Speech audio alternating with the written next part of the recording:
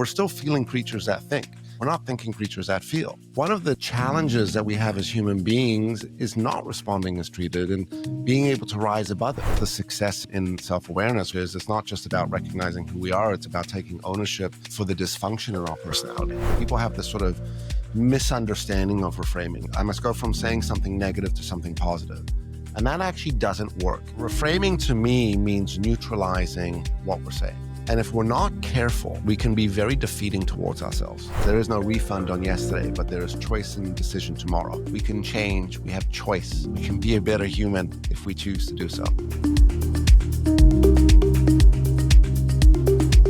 Welcome, everyone, to another episode of Fortunate Fishes. Today's guest is the type of guy who's not afraid to call you out on your own BS, but he's going to help you fix it too. Born in South Africa, shaped in Canada, and now living in Costa Rica.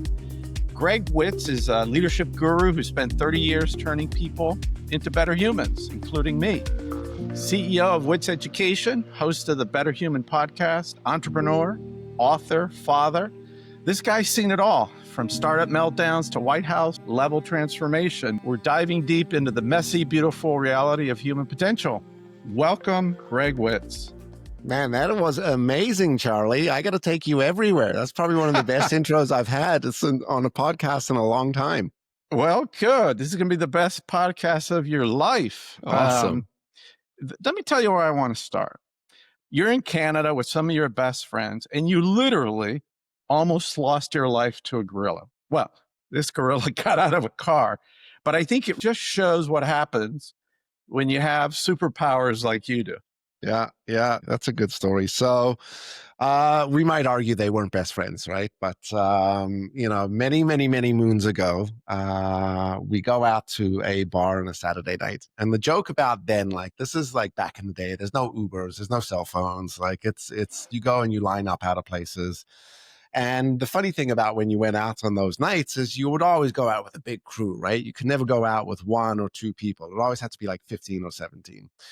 And there were a few objectives that night, right? Besides sort of, meeting someone, there was getting out, there was getting a cab, and there was getting a hot dog, right? So it's at the end of the night, it's about 2:00 in the morning. We're all outside, we're waiting for cabs. The streets are just dead. I'm the dude that goes out to find a cab. I'm standing on the sidewalk, a little wobbly, a little tipsy, and sort of just rolling, sort of flopping back and forth, looking for cabs. My buddies are all sort of just hanging out. And what happened next was one in a million, right? So my buddy says, "Hey, Witz," I kind of turn around, I fall back a little bit. A car comes driving by, probably about maybe 50 miles an hour. My foot connects with his side view mirror and kicks it clean off, right? Now, this is February in Canada. So like it's super cold, and that's probably why the mirror got kicked off so fast. And I didn't even realize this happened because, I mean, it all happened like within like seconds, right? And as I sort of think about this big bang crash and I turn around and I'm looking to see what the situation is. I'm like, did someone throw something off a balcony or something? Or sort of what was that big loud crash noise? I hear the car coming to a screeching halt. And I turned around and I see this little red car with black tinted windows. And I see the mirror and I see the car. And I'm like, all right, 2 and 2 together, here it goes. I've obviously like knocked this guy's mirror off. And at this point, my brain's still trying to catch up, right? I'm still trying to think about like, was that me? Like, did that really happen? Was that even possible? Like, what are the chances of that happening? And now the car comes reversing back. And the joke about this, Charlie, is like, we all have big egos. So I'm there with all my buddies and my boys, and I'm thinking whoever this poor soul's about to get out the car is going to get his ass stomped.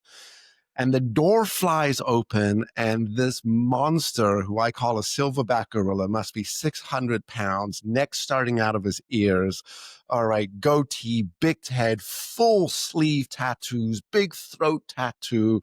Probably one of the scariest humans I've ever seen, gets out the car, and the whole car rocks like dun, dun, dun, right? Because like the weight of this individual getting out the car. And he gets out with the club that you lock the steering wheel with.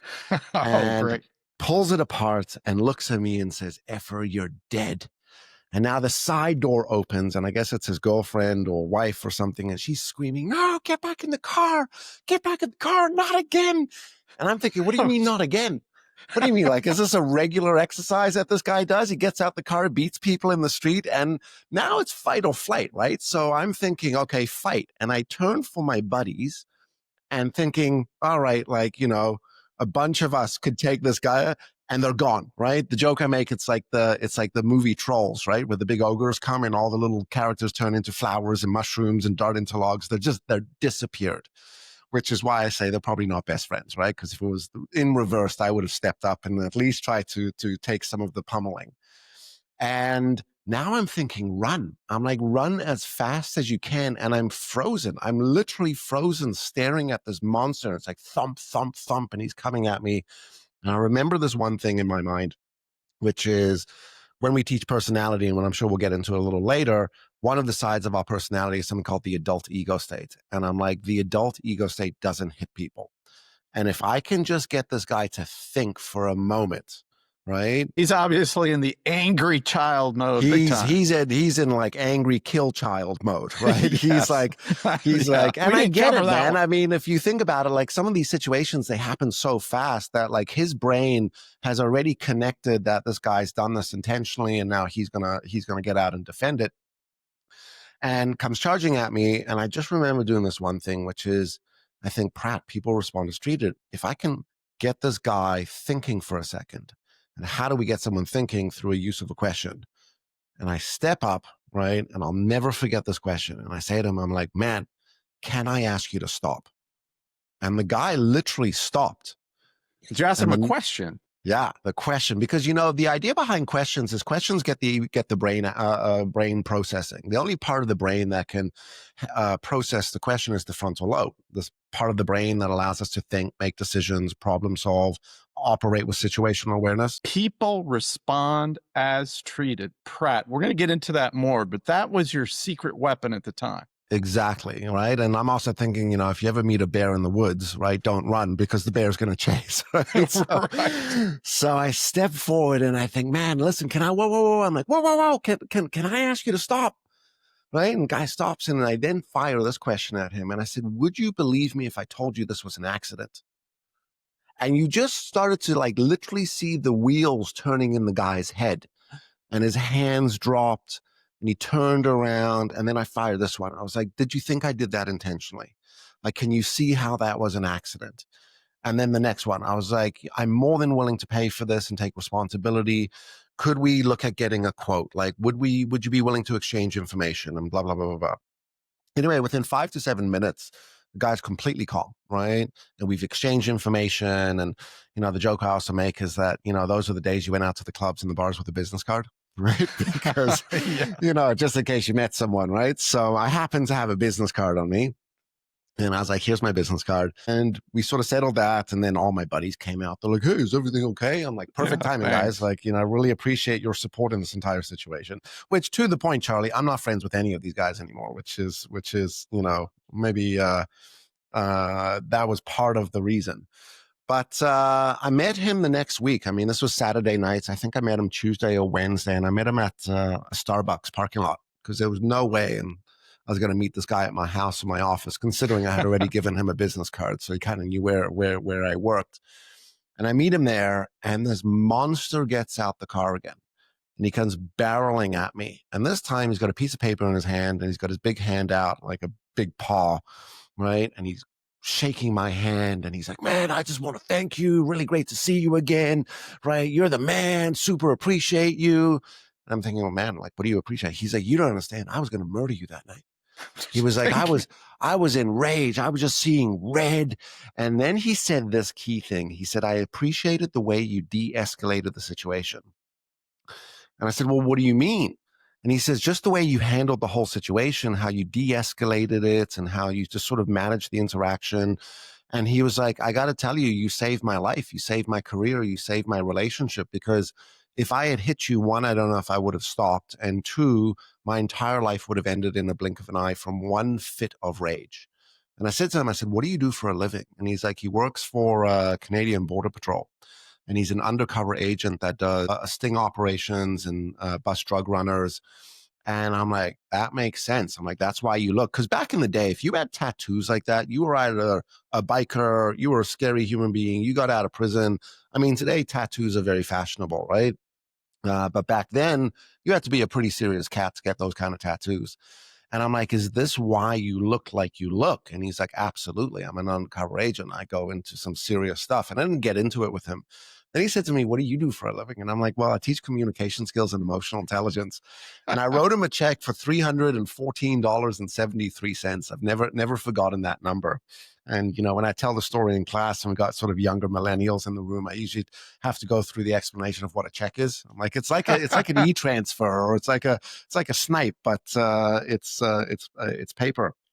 And gave him his check, and I never saw the guy again.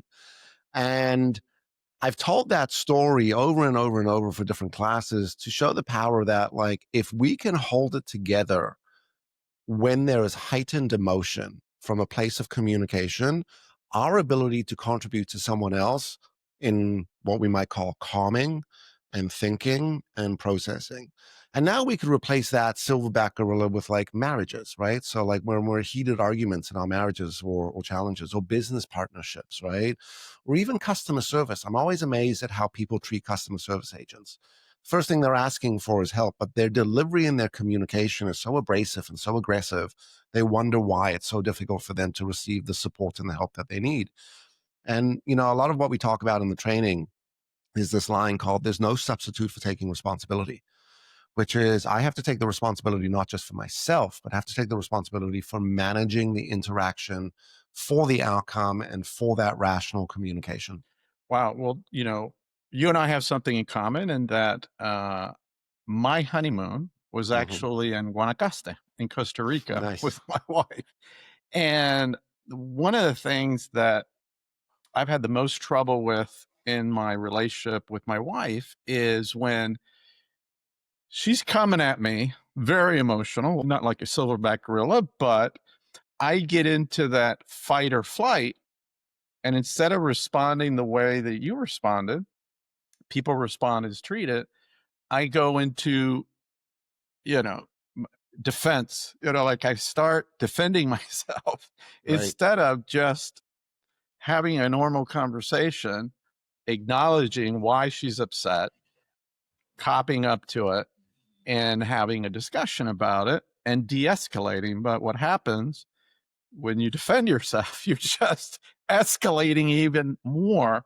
Sure. So I wanted, like, tell us a little bit more about where did this people respond as treated come from? Just before we go there, what we do want to acknowledge is that being defensive and responding is normal, right? Like this is not an abnormal thing that we become defensive and stuff. And the success of people respond as treated, we usually talk about from the place of external communication, but the reality is we respond as treated as well.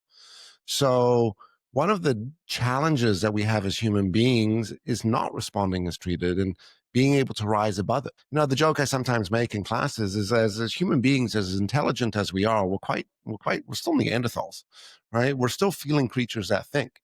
We're not thinking creatures that feel. And the reality of our frontal lobe, our what we call the adult ego state, that is the side of our personality that needs to be activated because we are always sort of on or engaged with what we call the child ego state, the emotion, the fight or flight, the defensiveness.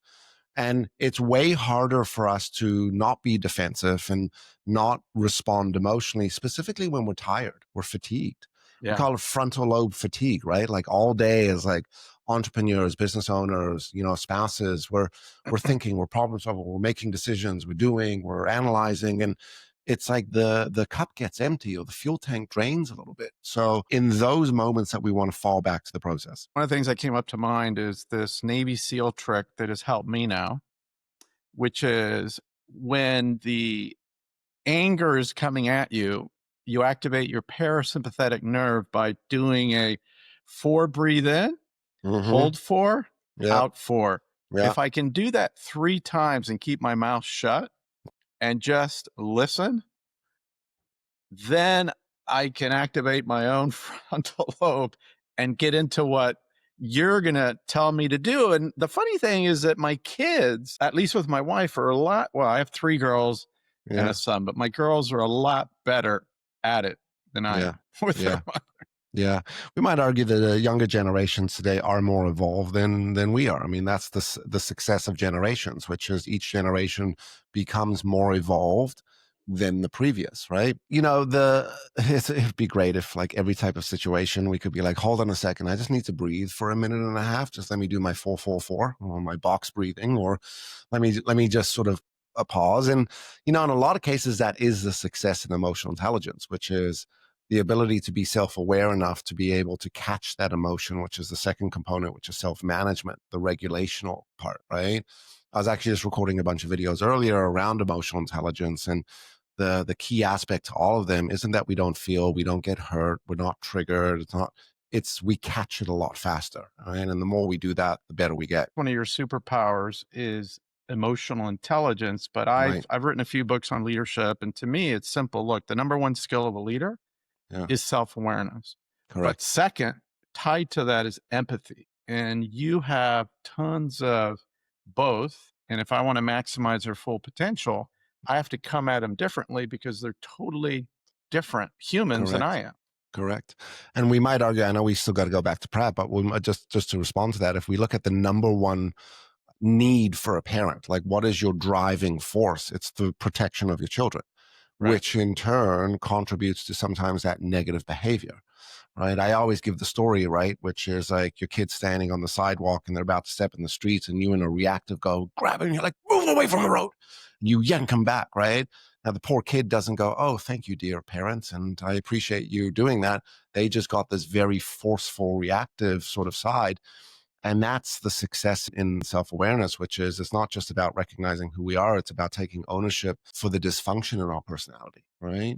So self-awareness is hard. It's a very difficult subject to go through because most people like to look at self-awareness from a surface level, where it's like, oh, I tend to be this type of personality, I'm a driver, or you know, I'm an empath, or you know, I'm more analytical. But yeah, well, let's look at sort of the issues with that, right? As a driver, we could sort of run over people, right? As an empath, we can end up sacrificing our needs. As an analytical type of personality, we could end up being apathetic because we miss the human side and emotion, right?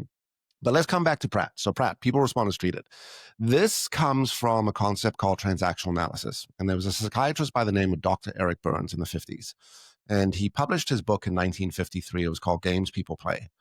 And if you do a PhD in psychology, clinical psychology, behavioral psychology, this is one of the models that you're going to learn. And what Burns helped us understand is that there's a structure to our personality, and it's called parent, adult, child. And the names parent, adult, child are not to describe age or status that we have children, to describe behavior.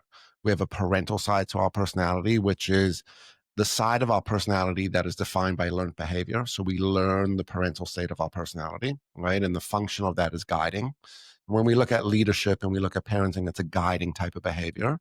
We have the child side to our personality, which is the emotional side to our personality. This is not learned behavior. This is primitive.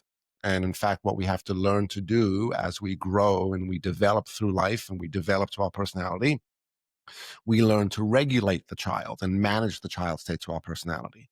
And then we have the adult, and the adult is our frontal lobe. This is our thinking side to our personality, our intelligent side. This side of our personality matures, right? Like a frontal lobe, it takes 25 years to fully develop. The adult takes time to develop as well, right? And the easy way to look at that for the listeners and the audience, the same stuff that triggered you, pissed you off, that you were reactive to, or you felt heightened emotion to 25 years ago, is the same stuff that triggers you, that you react to, that you have heightened emotion today. The difference is you have a different response to it because you've developed tools or maybe things along the way to help manage that reaction. So by understanding the fact that we got these sides to our personality, we got to recognize that the other half to this concept is that our personality communicates outwards. When I communicate from a parent, or I communicate from the adult, or I communicate from the child.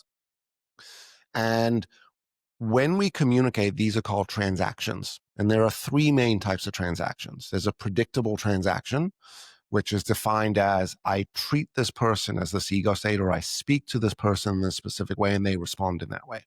It's predictable. right? Customer service is the example that I gave before, right? There's what's called an unexpected transaction. It was originally named crossed. And there's a positive and a negative unexpected transaction that says I reach out to transact or communicate, and an unexpected ego state appears in the exchange, right? The famous example of that is spouses, right? Spouse comes home and says, "Hey, babe, how was your day?" And they go, "Oh, just leave me alone right now." Just it's like, whoa, that kind of wasn't expected. Or, when you're trying to help your kid, like, "Hey, let me help you with your homework, or let me help you with this," and they get frustrated and they're like, "No, leave me alone," blah, blah, blah, right? And it's like, that's kind of unexpected. It's the negative. The positive unexpected is what I described in the story with the silverback gorilla, Yeah. right? Which is I didn't run. I was able to change this interaction to adult. And then there's something called ulterior. And the ulterior transaction is interesting because I think in the world that we live today, most of us communicate in an ulterior way. And that doesn't mean that we always have vicious motives and bad intentions, but we are indirect in how we communicate. Specifically when it comes down to feedback, or specifically when it comes down to request or assertiveness. So the predictable transaction, how do we remember that, right? We remember that through the rule of PRAT. People respond as treated. And what we have to take responsibility for is, even though I might try to communicate effectively with this person, if they ideally follow the rule of PRAT and they communicate effectively back, that's great. But the reality is sometimes with certain interactions and people, we got to work a lot harder, right? So just because I don't get the right response or reaction, or I don't get the right response, I get a reaction instead, now requires me to double down and work even harder. And this is what I call, you got to hold the line of the adult. Because if you could stay consistent and hold that, right? Now, the reason we teach PRAT, because people aren't going to remember predictable and unexpected and Right. ulterior. It's too complicated. We as human beings need simple things to use in the moment. But PRAT is something that I could use very simply. And Right. it's been used with me. I mean, I think I told you the story about the airport one time, which if you're up for it, I'll share it again. Sure. That's great. Which is I'm flying back from Washington. We'll leave the airline nameless. Long story short, we changed our flight. So when I went to check in on the kiosk, it didn't find the reservation. So I go get in line, and this line is like a 2-hour line, and like the clock is ticking for us. Now I'm already stressed. I'm already anxious. I'm with a colleague, and I asked him, I say, "Listen, you wait here. I'm going to run to the front of the line. I'm going to beg and plead with people to let me jump ahead of them," which turns out we had a bunch of nice, nurturing human beings there to say, "Sure, go ahead." And as I walked up to the counter, I said, "Hello, ma'am, we're trying to check in." And she's like, "Sir, use the kiosk." All right. Let me explain to her what the situation is. I'm like, "Ma'am, we've erased." She's like, "Sir, your lips are moving. Your ears ain't working. I told you to check in on the kiosk." And at this point, I'm like now in raging angry child. I'm stressed. I'm pissed. I'm irritated. She's just spoken to me. That's a predictable transaction, what we call parent to child. She's treated me sort of more in a dismissive Critical way, parent. Yeah. critical parents, right? She's not listening. I'm thinking customer service. We should be getting the nurturing parent, which would have been, in my eyes, something like, "Hello there, sir. How can I help you today?" And, "Oh, let's go ahead and help you check in," right? And my colleague's with me, and the steam's coming out of my ears, and my teeth are grit. And he looks at me, he's like, "Greg, please don't do it." And I'm like, "Oh, I'm going to learn her. She's about to get a verbal lesson right now." He's like, "Greg, please, I'm begging you. The objective is to get on the plane. It's not to learn her. Greg, just remember PRAT. People respond as treated, Greg. Just adult to adult, Greg."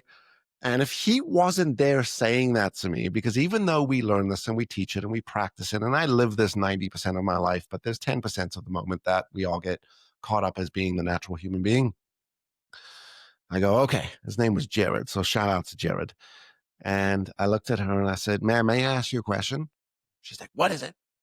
I said, "If I told you we tried the kiosk already, how do you suggest we check in for the flight?" And she looked at me, and it's like you could see again the wheels turning. She's like, "All right, give me your passport." She took my passport and checked me in, kind of very aggressively threw my passport back at me with my ticket. And then I asked her this wonderful question. I said, "Would you be so kind to check in my colleague as well?" She was way nicer to him because he's like 6'7". He's like a giant as well. So, there's the example of like us not responding as treated. Now, these are simple stories, and we can replace them again with spousal interactions, child interactions, business partners, clients. I think the success in going through this type of self-awareness and this development is the first part of it. The second part of it is the tools, right? And I think that's what's so powerful about some of the stuff that we do here, which is they're really practical common sense tools. And the joke I often say to people is they say, what do you do for a living? I say, I teach common sense. They go, well, what does that mean? I go, well, do unto others as you want done to yourself. And they're like, oh, my parent used to say that to me. I'm like, well, let me explain a little bit of the psychology behind that. I wanted to ask you, and I have a friend that wrote a book that sold like 4 million copies, and it was how basically, what do you say to yourself when you're talking to yourself? I forget the title of the book, but who you become is how you talk to yourself. So Yeah. we've been talking about, okay, so you have a critical parent, you have a nurturing parent, you have an Hmm. angry child, you have a Yeah. spontaneous, and you have a withdrawn child, and you have the adult where you Yeah. like to be. But how do you help regulate how you talk to yourself so you're not talking to yourself from critical The critical parent. parent Yeah. or angry Yeah. child? Because that'll Yeah. really screw you up too. Yeah. And just for the audience, so we could define it. So the parental ego state is divided into two sides, as you've just described, the critical parent and the nurturing parent. The critical parent is the dominant state to our personality. The nurturing parent is the giving state. And we can be in all these states. Correct. In fact, Right. the actual purest concept and theory behind it says each ego state has all 6 ego states in it. The child state is divided into 3 areas. So there's 3 states of emotion. We can replace the word child with emotion. We can replace the word parent with guiding. But there's the spontaneous child, which is the free child, the fun, happy side to our personality, the optimistic side. There's the withdrawn child, which is our introverted side. And by definition, it's the private side to our personality. And there's the angry child. And in my experience, the self-talk is very much driven by the withdrawn child and the critical parent. So the withdrawn child is going internal, and the self-critical parent is condemning and critical and judgmental. And I talk a lot to people about reframing, this concept of reframing, and people have this sort of misunderstanding of reframing, which is I must go from saying something negative to something positive. And that actually doesn't work. In fact, we know the stats that for every negative thought that you have, you need to counterbalance that with up to 8 positive thoughts. So if you say, oh, I'm such a loser, you need to say I'm a winner 8 times for that to really sort of counterbalance. So the work to go from negative to positive is way harder. Trevor Moawad, who actually passed away a few years ago, a brilliant guy, he wrote a book called It Takes What It Takes. It talks about neutral thinking, really brilliant guy.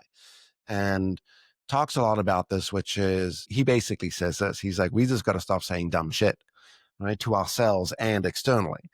And reframing to me means neutralizing what we're saying. And if we're not careful, we can be very defeating towards ourselves through some of those negative critical parent thoughts. So the practice we want to start to get into is talking about things differently from a place of an objective, right? So for example, I'm going through a really tough time right now, which is, okay, what am I able to get out of this lesson? Or what is the objective I'm trying to move towards? Or how is this sort of set me up for being more successful? Or maybe what this has done is it's shown me exactly where I don't want to be and what I don't want to feel and what I don't want to do. And now we can start to think about sort of more of the opposite of that. And I try to teach my kids, like, I don't believe in failure. Why? Because if I can learn one thing, I didn't fail. It was a Mm-hmm. learning lesson, so long as I don't keep doing it again. And I try to teach my kids, you're not a victim, you're powerful, and your world isn't coming at you, it's coming from within you. So therefore, what is it about me that caused this? And what am I to learn from it? Because it's probably teaching me something that I'm going to need for something out. And my biggest failures have taken me to other things that have taken me to other things that taken me to who I am today. So Correct. savor them, don't we? Correct. I always remind people we have domain over ourselves. We have influence over what we think, what we feel, how we communicate, how we act, how we behave. What we might need to remind ourselves is this is more about choice versus anything else. I can choose to start to talk differently. I can choose to take a little bit of a different action. And, it's interesting, this is the whole world of where we removed winning and losing from the younger generations, right? Because in the effort of making sure that everything was treated fairly, we robbed them of one of the most important gifts, which is the importance of failing, right? Human beings don't learn without failure. It's one of the biggest learning tools that we have, right? I mean, here's a simple example. If you've ever put together an IKEA piece of furniture, okay, you've probably messed that up, right? Where the shelf was a little crooked or something wasn't right. And then you've gone and you got together and you got another piece of IKEA furniture and you're like, you know what? I remember last time, right? I didn't do this, or I rushed through the instructions, or so because of that experience, right? I think in a lot of cases, what failure contributes to is experience. And maybe what we need to do is reframe, redefine the word. This isn't about failure, it's about experience. I agree. You look with my, I wish I would have done this with all my 4 kids, but with my youngest Paloma, I would go in and we would pray. And I had this prayer on Tuesday for a big, spectacular failure. Yeah. And Friday, I'd come and say, "How did you fail?" And the bigger the failure, the bigger the high five. I love you. That's awesome. When you fail, you learn. If you're not failing, you're not pushing yourself. And today, she's an actress. 9 out of 10 times she auditions for something, it's a no. Yeah. And she's performing in front of thousands of people. And later in life, she said, "Dad, I don't know why you did that with me, but Hmm. she knows that she has someone that loves her unconditionally, loves when she fails." And then I said, "Okay, what did you learn from that?" Hmm. Oh, wow. What else? What about Yeah. this? What about that? So even though she hated it and she was young, I wish I Yeah. would have done that with my other kids too. Yeah. Shoulda, coulda, woulda, right? This is why it takes a lifetime to become wise. My grandson Ezra turns 4 a few days ago, and I said, "Payback's a bitch." Hmm. So music's an important thing, right? So Yeah. what does Saba do? Gets him a set of electronic drums, Amazing. and he's playing He's drums, banging and away, his crashing the cymbal. Yeah. Yeah. but, I wanna come back to you, Greg. I love people that know their purpose. Your purpose is making humans better humans, but humans can be pretty messy, and you've coached thousands of people from startup CEO, politicians. What's, like, the most brutally honest truth you've had to deliver to anybody that you've coached? Um, if I could say this a little more directly, um, sometimes people are just assholes. And, Yeah? my clients will often call me, and there's this sort of theme with them, which is like, they just need a little bit of Greg Witz's direct feedback because most people don't actually give us the feedback that we need in order for us to change. What people will do will accommodate and they'll sort of adapt and adjust around us. But the most common thing that I start to see is that, if we're sort of going to make that a little more professional, is that a lot of these individuals get in their own way because the way they treat people or the way they're showing up as leaders is damaging and disruptive. And they wonder why it's very hard for them to create buy-in and to get alignment and stuff. And what's really important in corporates world today is culture, right? We know that if we have a really bad culture, things like talent acquisition, talent retention, these are retention is more, which is a real problem. And I think, you know, the more senior the individual, the more of the ego sometimes that you get.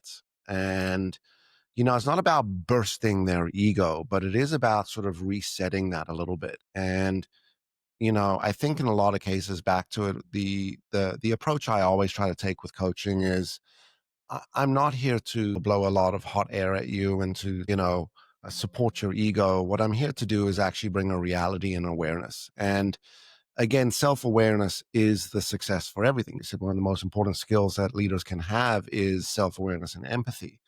And what we might acknowledge is it's very difficult for people to be empathetic if they can't be self aware. As Brene Brown talks about, empathy requires vulnerability.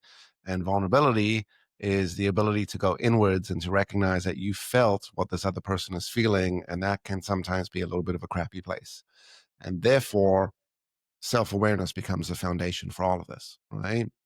I think, back to this whole concept of failure that we were talking about. Uh, we see in the world today, and maybe social media has had an influence of this, which is like everyone's life is perfect. So there's this resistance to failing, or there's this sort of pushback on letting people know that, hey, I did fail. But as you described earlier, and when we look at every successful person out there that has achieved it, and the famous example is, I forget her name, she wrote Harry Potter. I mean, Oh yeah, how many times did she get turned down sure. and was told that the book is no good and she's never going to do anything, but just kept on going? I mean, Albert Einstein, I mean, here's the greatest example of failure, right? I mean, the Wright brothers, how many times did they crash the plane, right? And how many times did they have to sort of go back and, fund it themselves to eventually they were the ones that sort of took flight? You've written a book, and I love your book, Lead, Follow, or Get Out of the Way. I don't know Yeah. why you didn't call it Get the Fuck Out of the Way. It was going to be, but the person when we were doing it, they were like, Greg, you can't use the F word on the book title. It's gonna be in chapter 10, you have a chapter about tenacity. The title is Are Yours Brass Enough, which I loved. It's a short, compact book with really hard-hitting lessons and examples. And you also talked in that chapter about your father, Paul, who's, passed since. But, you work closely with your dad, Paul, in a tough family business environment. And I just wanted to ask you, what was the most challenging moment you had working with your father? How did it shape your view on leadership, and specifically what we were just talking about, which is that tenacity, that persistence? There's two stories for that. So the reason I started working for him was I was forced to. My mother said, you're going to go work at your father's this summer. Your mom, I was right? like, I was like, oh God, this is the last place I want to be, because we didn't have a good relationship. He was a tough guy, really, really, really tough guy. Later on in life, I recognized a couple things, which was, it was always great to have him on my side, but boy, being across the table from that guy, it was the last place you wanted to be. But as I walked in that office the first time, the first thing he said to me, he said, listen, I don't want you here. He said, the only reason you're here is because of your mother. He says, I don't want to see you. I don't want to hear you. Right? Stay out of my way, and go and report into, her name was Diane. She was the receptionist back then. I walked up to Diane, and Diane looked at me and she's like, oh, so sorry, Greg. I'm like, all right, well, what do I do? And she's like, well, here's some envelopes to go lick and stamp, and here's some brochures to fold. And that was it. And it was made very clear that this is not a free ride and you're not welcome here. So you either perform and show up and prove.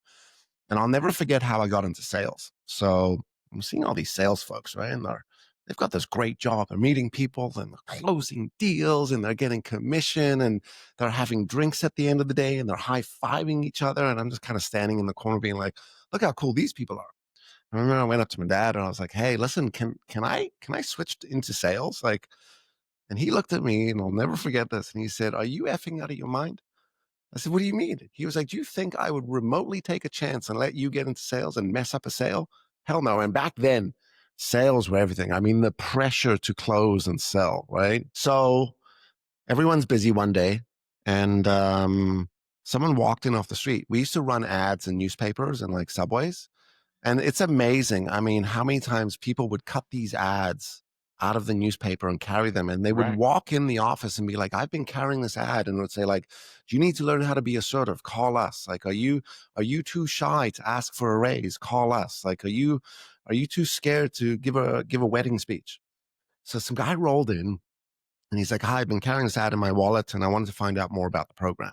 And no one was around. It was the end of the day. Everyone had left, because we used to see a lot of appointments at like 5, 6, 7 p.m. And I was like, yes, I can see you. And I knew enough about the process and enough about the program, and sort of had watched and observed and mimicked and, picked up a few things. And I said, come sit down, and went through it. And as I'm in the office and there was a window there, I see this sort of shadow walk by the window. Right. And it stops and it backs up, and it's my father. He looks at me, and I knew he would not open that door. There was no way. He was a superstitious guy. There was no way he was interrupting the flow of a sale. So he's looking at me. He's like, you, pointing at me through the window. He's like, get out the office. Right. And I just kind of turned around and I didn't look at him, and went through the process and went through the script. I mean, back then there was a sales script that you followed. And I went through it anyway. I closed the deal. It was $2,000 first sale. And I rolled out and I was like, I just closed it. I was like, I closed the deal. And he said, all right, tomorrow show up with a shirt and a tie and you're in sales.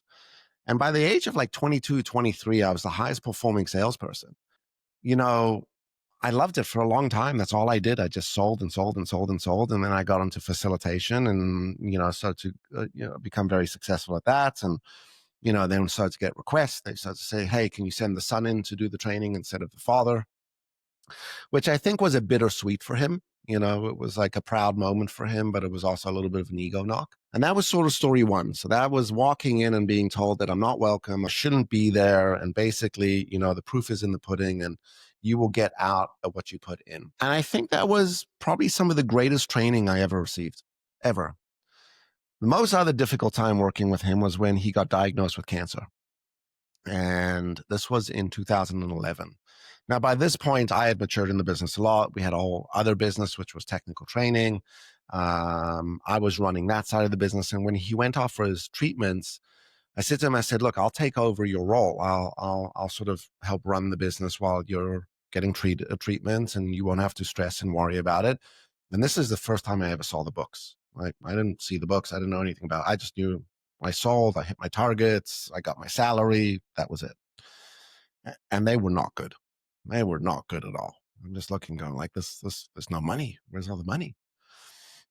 So I'm like, okay, now I don't want to stress him out. So I now take this on. And I think at the time it was probably like in the line of credit, which in a lot of cases isn't a lot of money. It was probably minus 200,000. And just cranked it for 6 months and brought that line of credit down to minus 50. And he rolled in the office and I just hear the screaming coming out of the finance office. And like every second, I swear so much because I was raised by a pure swearer, right? Right. Every second word was F, F, F, F, F, F, F. So I rolled in there and I'm like, hey, whoa, whoa, whoa, chill out a little bit. You got to calm down. Like, we have staff here. Walls were rumbling. People are coming out their office going, what the hell's going on? Like, Paul's back now. Like, oh my God. And he looked at me and he's like, you effed up my business. And I was like, what? He was like, we're minusing the account and the expenditures, and you need to go and fire this person, and you need to get rid of this person. You need to take away this person's car payments, and you need to reduce this salary in that person. And I was like, whoa. I'm like, you got to slow down a little bit, right? Like, you just rolled back in here. You're really reactive right now. All the people and these financial decisions that you're making are going to impact top performers in the organization and people that contribute a lot to revenue, right? And by the way, like, it was way worse when you left 6-7 months ago. Like, I've actually done a lot better. And he was like, this is my business and this is the decision that I've made. And he just goes off. And I looked at him and I was like, listen, you do whatever the F you want. I'm like, I'm done with this. And he said, what did you say to me? And he came around the table and he got nose to nose with me. And he's like, I will effing kill you. And he's like physical with me at this point. And I'll never forget this moment. I looked at him and I said, listen, I'm half your age. I'm twice your strength. I've got, at this point, I'm about 31, 32 years old. I'm like, I got 30 years of built up anger towards you. And I will unleash it right now. And they'll have to pull me off you. Right. So you have one shot. And then all of a sudden I felt a hand on my shoulder. And I turned around and it was the coach that I hired, because when he went off, I didn't know anything about being a CEO or P&L. So I hired a coach. I was like, teach me how to run finances and P&Ls and be a CEO. Put his hand. He's like, let's get out of here. And we rolled up again, coincidentally, to a Starbucks and sat down and I just burst into tears. And just all came out, like all that unexpressed emotion for years and years and years and years and years. Because, we had a really great relationship on the golf course and we had a great relationship at the boardroom table, but that was about it. Everything else was kind of not there. And I said, the coach said to me, he said, what do you want to do? I said, I think I'm at a stage. I need to quit. I need to leave. So I rolled back in the office. I said, look, I quit. There was two businesses. I was like, let's separate the businesses out, take on all the staff, and we'll move into technical training. And I'm going to be done. And it was war. It was war for about 2 months, like crazy war between me and him, because I was just unfiltered and unyielding at that point. And in the midst of this, I'll never forget, I was sitting at his house and it's me, it's my mother, and it's him. and we're just going at him. My mother's trying to sort of mediate between both of us, and the phone rings, and it's his doctor. And he's basically, they say, listen, you've been re-diagnosed with cancer. We need you to come back in. So we stopped the conversation. He went back and he came back and he's like, I have 12 months to live. Doctor gave him a timeline, said 12 months. And by that point, we had squashed it. We had, put the conflict aside. Life sometimes throws these things at you, which are more important to deal with. I ended up buying the business from him for $1, right? And also very young and inexperienced, right? Someone said you should bankrupt the corporation. I'm like, no, we can't bankrupt it. We need to pay everyone back, and remortgaged my house and paid everything off and paid off the line of credits. And, it was the right decision from one aspect, but it was the wrong sort of financial decision, right? And to that day, 12 months later, he passed. And I remember Wow. saying to him, like, man, for the guy that you are, that like you're in the business that you're in, for the things that you've created, you can't think this way. Like your mindset, back to what we talked about before. But he internally made up his mind. He had said, listen, I'm dying in 12 months. And to the day, literally passed. Wow. Now your mother Marion was a speech, like a Pathologist. voice therapist? Yeah, voice coach. How did she impact your life? And I know you were born in South Africa, you end up in Canada. How did you like grow up? How did that affect your worldview? And how important was your mom in who you became? Really great question. My mother is the ultimate nurturing parent. I think in a lot of cases, if it wasn't for my mother, I don't know where I would be today. I don't know where the family would be. She was really sort of the pinnacle anchor. She worked in the business and, helped create the presentation skills and the voice programs. She eventually went off and started her own business, which was skincare and cosmetics, which today is a very, very, very successful business in manufacturing and skincare. But she has been probably one of the most important people when it's come down to mentorship and guidance, but more importantly, I think support. As people, we need people in our lives that we can lean on. And sometimes it's not always a parent, sometimes it's not always a friend. This is where, as human beings, we look for mentors and we look for coaches, and we look for these individuals. But there's a great Chinese proverb that says, if you want to go fast, you go by yourself. If you want to go far, you go with others. And I would attest or credit a lot of my success today because of the foundation and the support and the guidance and the patience that my mother brought. Because by definition, my father was the token critical parent, my mother was the token nurturing parent. In an absence of having her there, I think we would have grown up in a very different environment and a different home. Now, big thing that influenced you also was an Apple. So Yeah, I think in the early 2000s, you kind of fell in love with Apple, its products. And how did you convince your dad to have this whole new division in to the his business. Yeah, company around technology and software? And I'm thinking now what's happening with AI, right? right, But right. how did you convince him, given who Yeah, he was, to yeah. let you do something very different? Yeah, so, there's a theme to my story, which is like, right place, right time, and just kind of, found myself falling into it. So early days of the business, there was a big video production side. We used to film a lot, and remember, if someone missed a class, they could come and borrow a VHS tape and watch that pre-recorded session. So we had this guy Darren that was working for the company, and he was doing all the video stuff, and he was also teaching Paul back then how to sort of edit with the new software. Now, Apple's really famous for creative platforms, right? Video editing, audio, music, photography, also IT. And I rolled into the office one day, and Darren and him are in the office and they're on speakerphone. And I sort of just kind of pop in and I'm listening, and I hear them say, all right, we're super excited to be taking on Apple, and, really excited about moving forward. And this was Darren. Darren was the one that brokered this whole relationship, because Apple was looking for training centers to take on what they called their certified training. Wow. So Okay. they created all the programs and the certifications for trainers, but they wanted to outsource this to partners. And as you said, I had just become a big fan of the Apple platform. I think I had just bought my first An um, iPod? iPod. I was like Yeah. podcast, no iPod, and I looked at him and I was like, listen, with respect, I know you're just entertaining Darren right now. You have zero motivation to take this on, nor do I think it's the right fit for you. Let me take this on. I'm like, I know how to sell training. I know how to package training. I know how to sort of get trainers up. I know how to brand us. Like, this could be something I take on. And he did it not because he saw the future of it. He did it because it was like, great, I don't have to deal with this. You go deal with it. And Darren and I ran out and we bought our first iMac. We only had one computer to train people, and that's all one person at a time.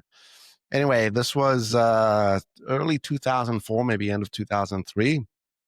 By the time we had hit 2005, 2006, we had 5 offices across Canada. We had about 30 trainers. We were the highest performing Apple training center in North America, to the point that Apple called us up and they said, we don't know what the hell you're doing, but like, holy, like your numbers, like your revenue numbers, the amount of participants you're putting through the program. So they became big fans of us. And it was quite simple because the people that they would then get to do the training before were usually IT folks, right? Right. So some weird IT guy, right? Or a retail store. And the only reason the retail stores were doing the training was because they would sell the product and they didn't want to, they would then sell the training, right? Well, we'll train you if you buy the product, which was interesting because I then went to all the retail stores and said, look, I'll create a partnership with you. I'll do a revenue model with you guys, which will get you earning more money out of the training, right? Without any of the overhead and without taking on the cost, which was absolutely brilliant.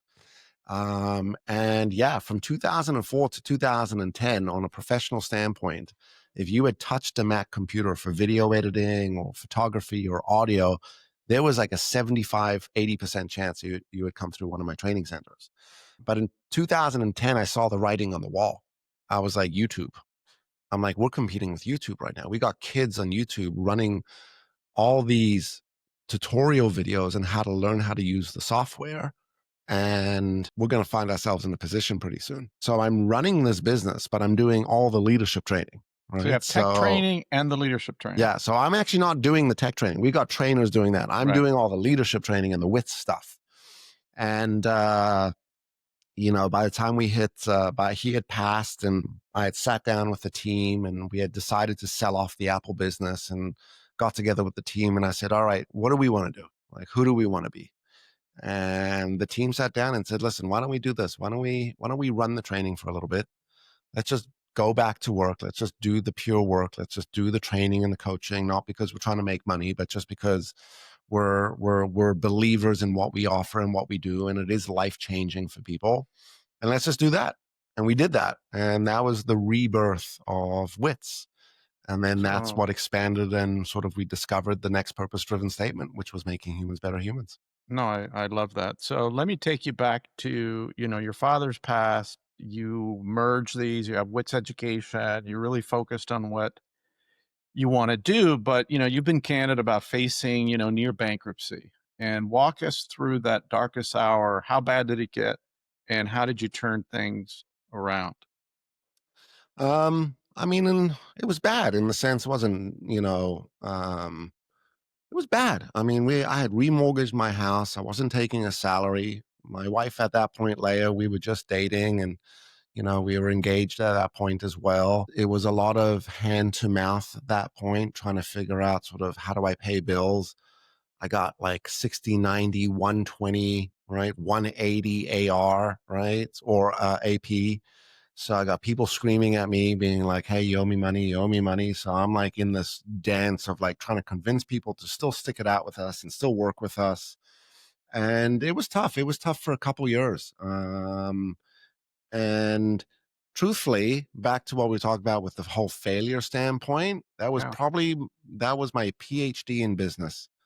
That was probably one of the darkest times, but the greatest times for where I am today, which was being able to navigate all of that and manage it. I mean, how do you teach someone to bounce back from like rock bottom moments when everything looks absolutely helpless? Yeah.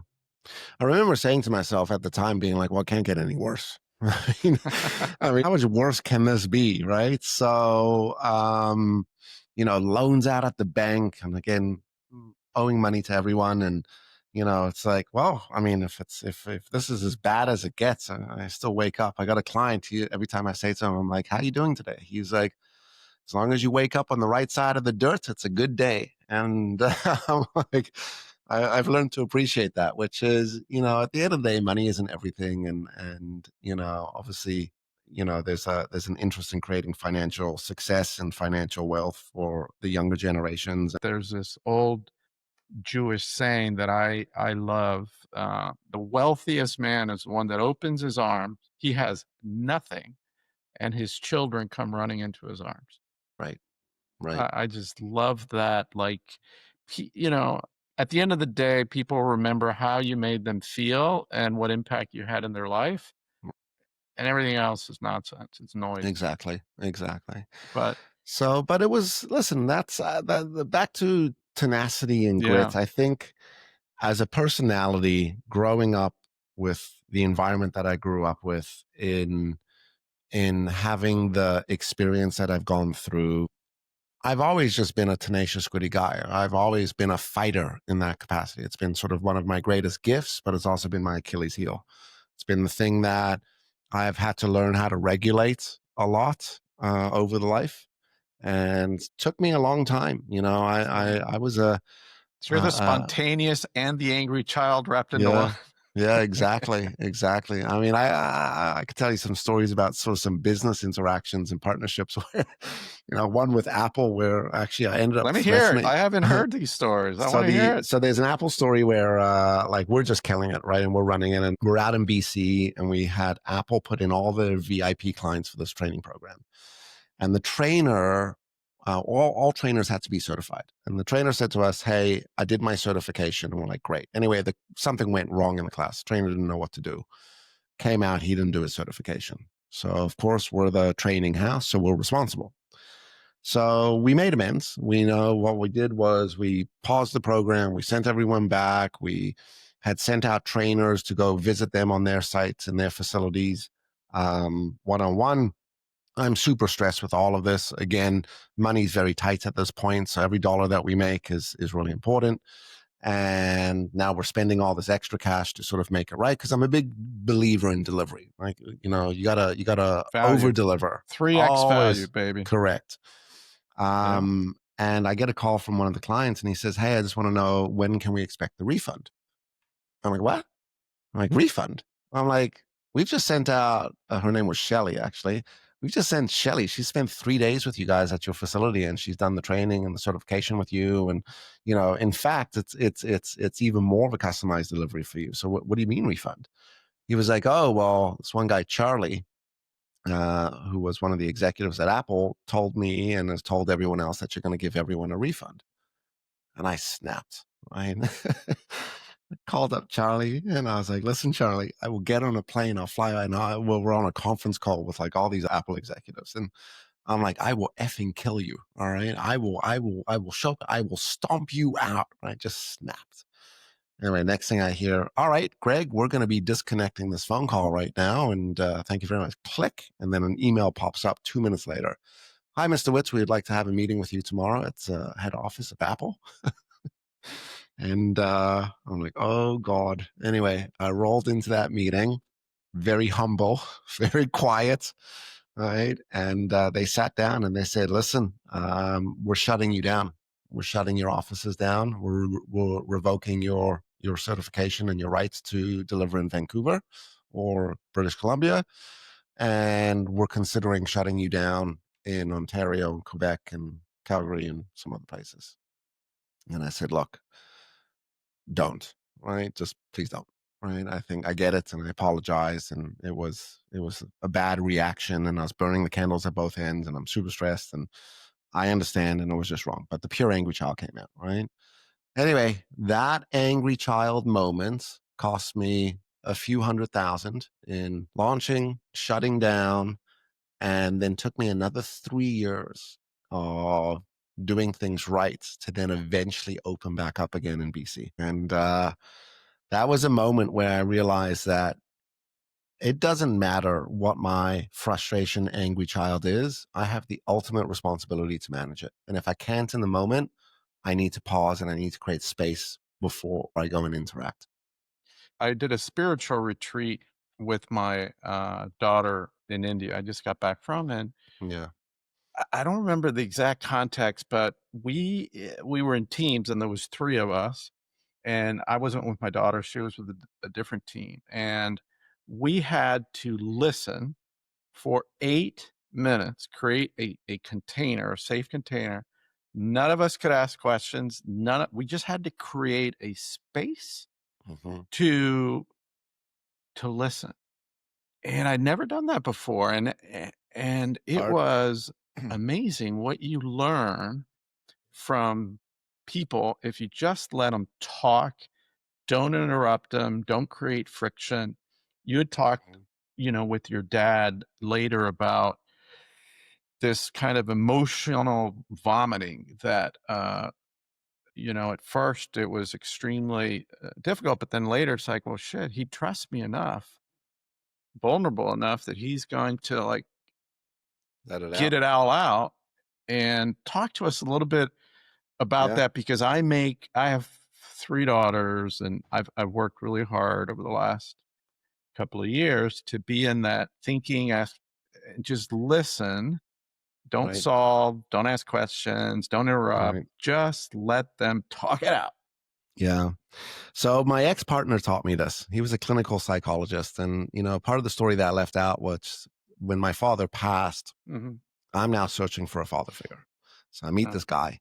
He's a clinical psychologist from South Africa, moved to Canada, who also teaches ego states. And I'm like, look at what the universe has brought. Wow.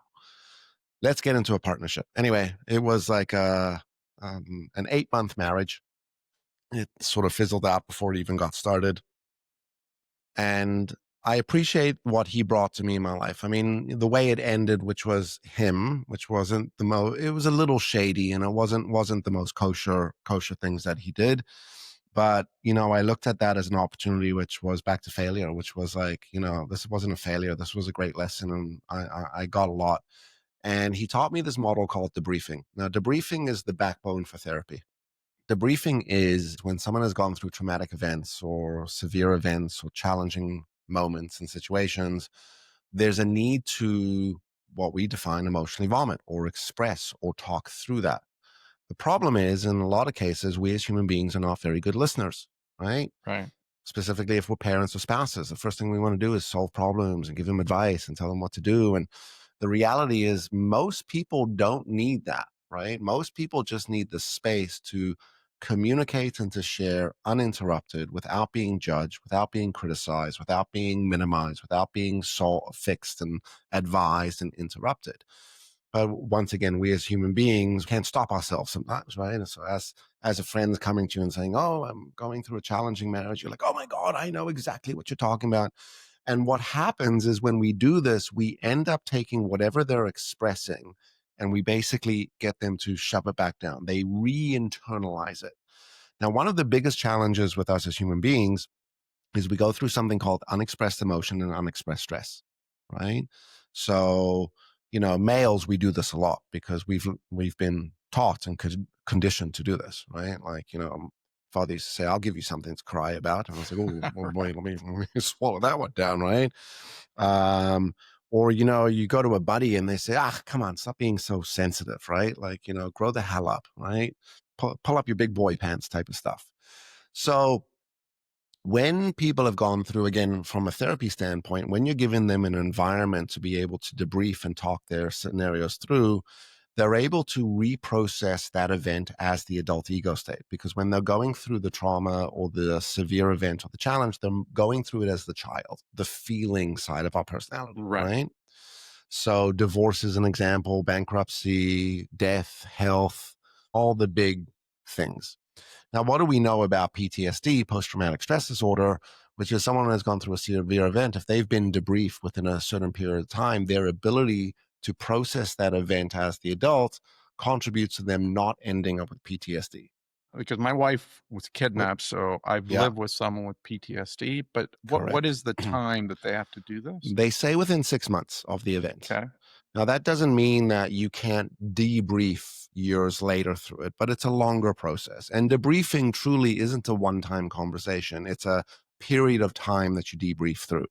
But there are 4 stages to debriefing. Stage number 1, let the individual tell you their story. This is why we go to therapists and coaches. And the good coaches, they shut up. The bad coaches, the bad therapists, they start interrupting and talking, right? And this is where it all goes wrong, right? Because I mean, let's go to your wife. Went through this event. The first thing you want to do is you want to take that pain away from her. You want to help her feel better. You don't want her to feel this way and experience that way. So you start, the stuff falling out of your mouth right now is, oh, I get it, babe, and I hear you, babe, and it's okay, babe, and you're safe now, babe, and blah blah blah blah blah blah blah. And your wife doesn't go, oh, there, Charlie, this is why I married you. You are so wise, and thank you very much, right?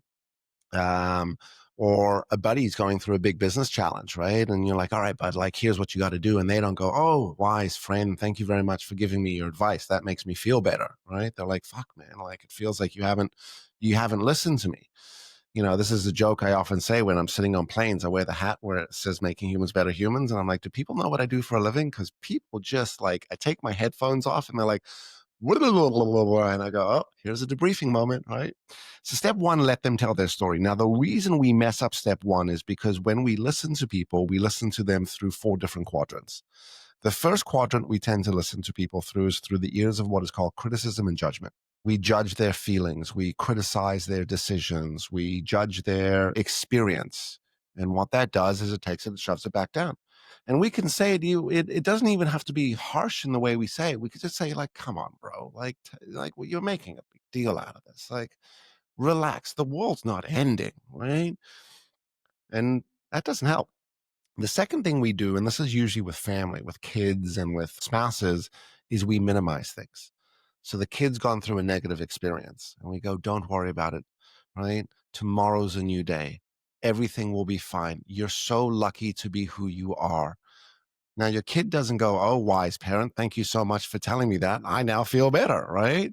Because we haven't let them process and debrief. The third thing we do is we problem solve. For guys, I call you mechanics. We've got a Yeah, tool for that's me. everything. That's me. Right? We're like, all right, here's what we got to do. We got to fix it. And this is step 1, step 2, step 3, right? Yeah. Ladies, we call you advice monsters, right? And I often say this to people. I say, the danger in giving people advice is if you're not careful, it's a narcissistic trait. And people kind of look at me and they go, well, what do you mean? I'm not a narcissist. And I go, well, how good does it feel when you give someone advice and they listen to you and they take the advice and they come back to you and they go, by the way, I took your advice and it worked. You're like, of course it worked. I'm a superhero. I wouldn't have given you the bad advice. So it feels good to give people advice. And in the world that I'm in, which is coaching and facilitation and training, we got to be careful because we are facing people's challenges every single day, right? In the role that you're in as well, right? With R360, a lot of Yeah. people are coming with their challenges and their stories. Now, it's not that people don't need advice and we don't need to sort of help them minimize things or judge. We just do it too soon. We got to wait. And the fourth way we tend to listen is we listen through the ears of what is called interruption, which is as people are telling us the story, we're jumping in and we're adding in and all that kind of stuff.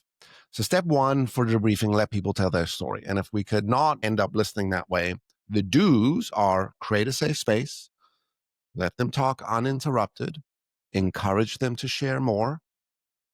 And this is where, if you're really good, you facilitate their conversation by asking them questions, detailed based questions, which now brings us to stage 2. Stage 2 is called mining the details.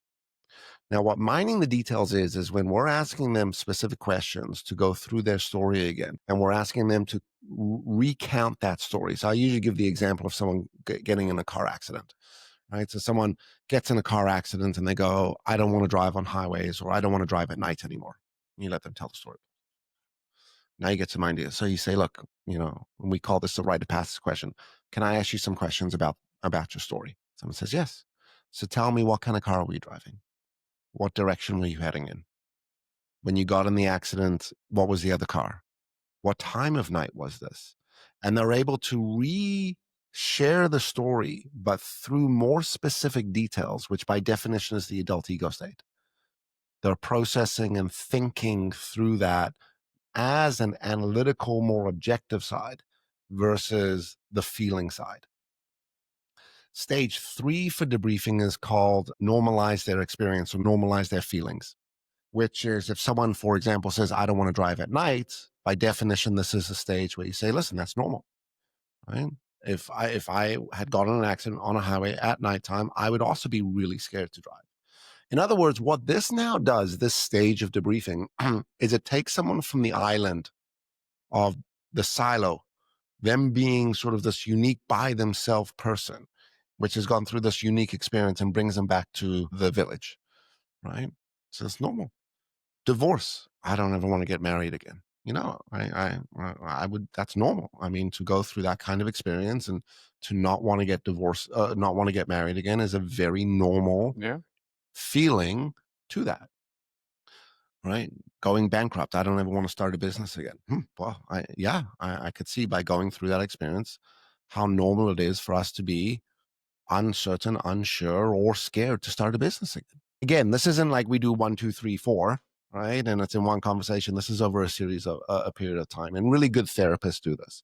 Now, for the audience, we're not suggesting that we become therapists for our families and for severe events. Like, we need to call and get professionals in, depending on the severe event. Like what happened to your wife, you can support the debriefing process. How you show up influences the final outcome. 1,000%. And this final stage of debriefing is something called restoration and reorganization, R&R. And what that basically means is that someone restores back to normality. So I'm willing to get back in the car again, and I reorganize. I'm able to maybe drive the car on a different route and, at a different time, right? It's really where the adult now sort of takes place. And it's a very successful process for helping people go through trauma. Now, we might go through in life micro traumas, like our kids, getting denied for a job, or getting fired, or kid loses a soccer game, or spouse has a big fallout with a friend. We can beg and borrow from the debriefing model and utilize that to really be good communicators, to create space for people. Recently, again, I was telling you about the plane. I took my headphones off, and the woman next to me, she's like, hi, what's your name? I'm like, oh, here we go. She's like, I'm Greg. And she's like, oh, so Costa Rica, blah, blah, blah, blah, chat, chat, chat. And the next thing, story about her business, story about how she's a hairdresser. She's divorced. She's raising the kids by herself. She's coming to Costa Rica. She's thinking about moving here. She's thinking about selling her business. And I'm, interesting, right?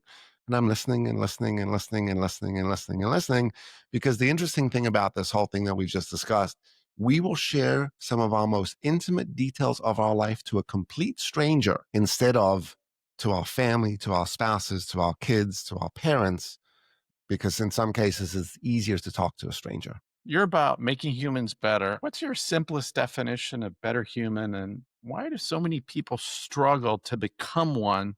Because it's common sense. It is common sense. All right. So the foundation for being a better human is today I messed up, but tomorrow I'm going to do different. So that's sort of the foundational piece, which is, as a human being, I get to make a mistake. I get to fail. I get to not do it well today. The success of being a better human is making a different choice and taking a different action tomorrow. My father used to say this: there is no refund on yesterday, but there is choice and decision tomorrow. So if we can live to that, which is I'm able to do it differently tomorrow, there we go. Now, the pillars of this, what anchors us or what gives us anchorage to that, are the same pillars of emotional intelligence: self-awareness, self-management, and relational management. So am I aware enough of my personality, right, which I know where to shift and change or to adapt? Can I moderate and regulate that side of my personality? And can I influence and impact people in a positive way, which is the relational management? If I could do those 3 things and do it differently tomorrow, this would be my definition of being a better human. In fact, my new book is titled, I'm not sure if it's 50 things to be a better human or 37 things to be a better human, but I'm in the midst of writing it now. Well, I'd like to help you with the title. That's one of my superpowers, but we can go there later. Your style, Greg, it blends psychology, street smarts, and brutal honesty. Why do you think that kind of no BS approach resonates so deeply with people? Because I've seen you in action. Yeah. Why is that? I think the majority of people and these sort of interactions and worlds that we live in is somewhat ulterior and false. People aren't always willing to tell us that we have a piece of spinach in our face. I use that analogy a lot. I'm like, how many times have you sat at a table with someone, they got a piece of food on their face and you don't say something? Yeah, yeah, yeah. And I've learned now that if you really are friends, you'll have that deep conversation. But what I've learned to do that really facilitates it is I say, "Hey, Greg, do you mind if or would you give me permission to take you a little Hmm. bit deeper on this?" And I'll Yep. wait. And if you give me the permission, then it's a much better conversation than if I just give you unsolicited advice or push you in a direction that you don't particularly want to go, Yeah. even though we have a good relationship. Yeah. We might argue the other side of that coin is people are selfish and Yeah. we've got our own stuff to deal with. So we don't always truly stretch and extend ourselves in ways that we should. It's hard. It's hard to be honest. It's hard to show for others. We've got our own challenges and stresses that keep us up and keep our mind occupied.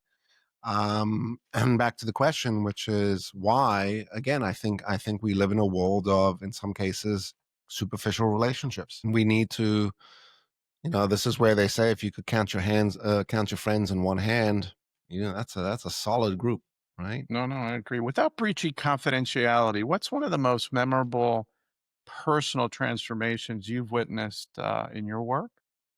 Hmm. I don't know if there's one. I think, there's just different times that Hmm. the work. I mean, the work that I did in Washington for years was with the White House and a few other agencies was instrumental and super impactful. I think there's a really good example of like the superficial world, like it's a political environment.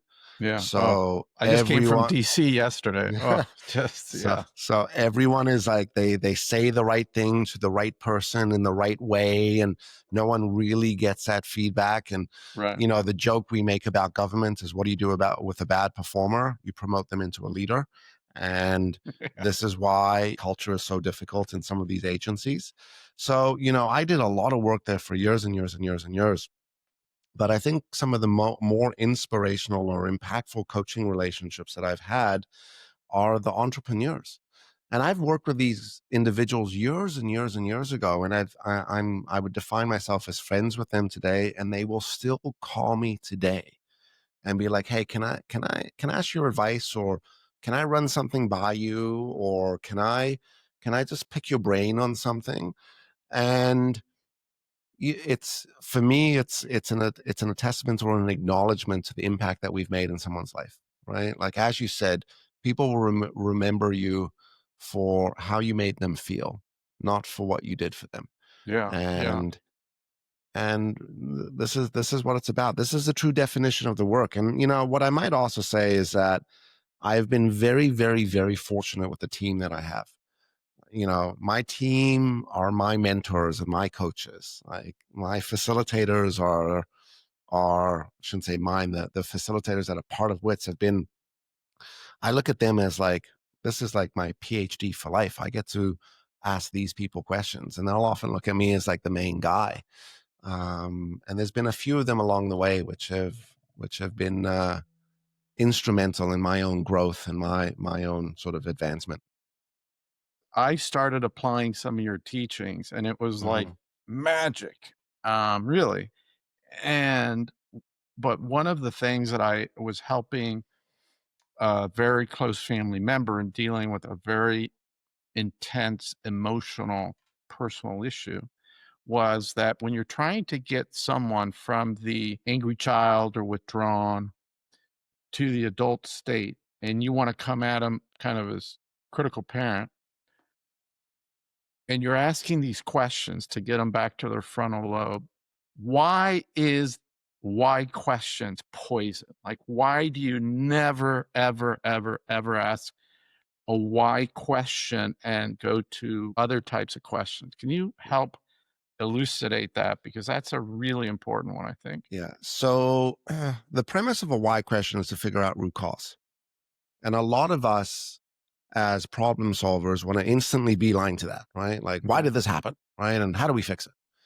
But what the why question actually does to the other human being is it puts them in a place where they have to defend, validate, or rationalize their decision or their actions. And by definition, we're putting them back into child, right? Why aren't your shoes tied? Because I haven't tied them yet, right? I mean, think about just as kids, right? Why is your room not clean, right? Why haven't you taken your plate to the sink, right? Why didn't the famous one, which is you get 95% on tests, why didn't you get 100?